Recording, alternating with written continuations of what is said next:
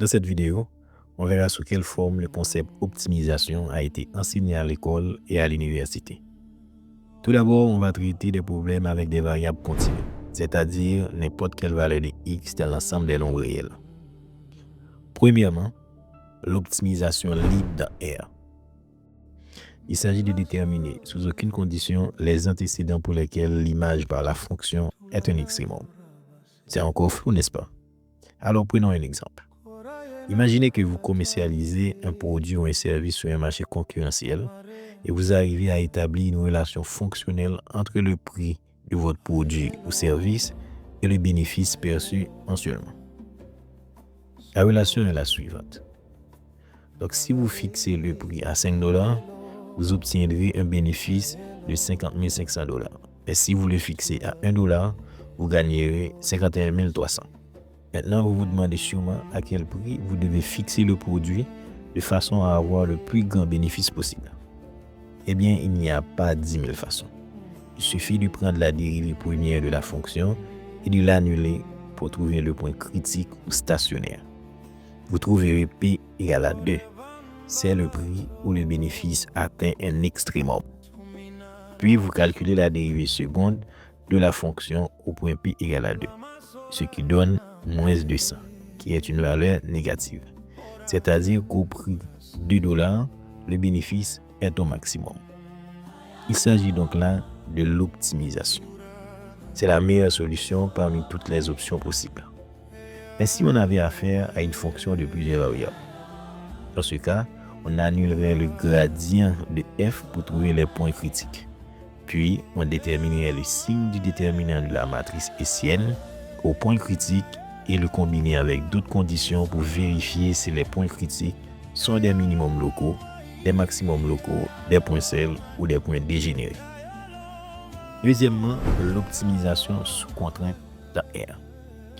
Pour une fonction d'une variable, on peut prendre l'exemple que j'ai traité dans l'épisode 2 de la saison 1 sur les différentes étapes de la modélisation mathématique, dont le lien est dans la description. Et une deuxième façon de le résoudre, c'est d'utiliser les théorèmes de Lagrange de la façon suivante.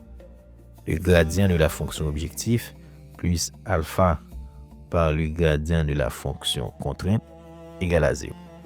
Donc, vous suivez ces étapes et vous obtiendrez x égale à 25, y égale à 50, donc la surface égale à 1250. Maintenant, on considère le problème d'optimisation avec des variables entières, c'est-à-dire les valeurs appartenant à l'ensemble des entiers naturels. Ici, on y va traiter que les questions d'optimisation sous contrainte où la fonction objectif et les contraintes sont toutes linéaires, ce qu'on appelle la programmation linéaire. C'est un cours qu'on donne normalement à partir de la 3e année du premier cycle universitaire. Prenons un exemple simple.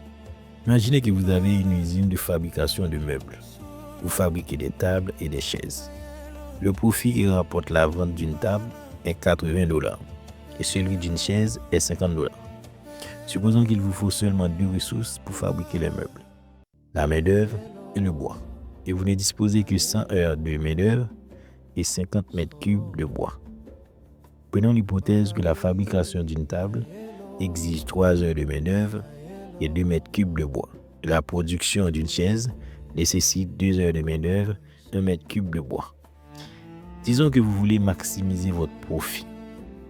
Alors, quelle quantité de tables et de chaises vous devez fabriquer pour atteindre cet objectif? Pour répondre à la question, il faut tout d'abord modéliser le problème, puis le résoudre. Donc, on commence tout d'abord par définir les variables, ensuite expliciter la fonction objectif et enfin définir les contraintes. Donc là, on vient de modéliser le problème. Pour le résoudre, on peut utiliser soit la méthode graphique ou la méthode du simplex.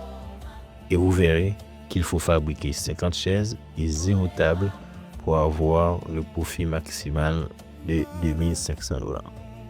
Voilà.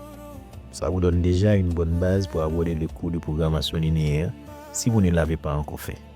Dans le prochain épisode, on va parler du problème de transport. Restez connectés.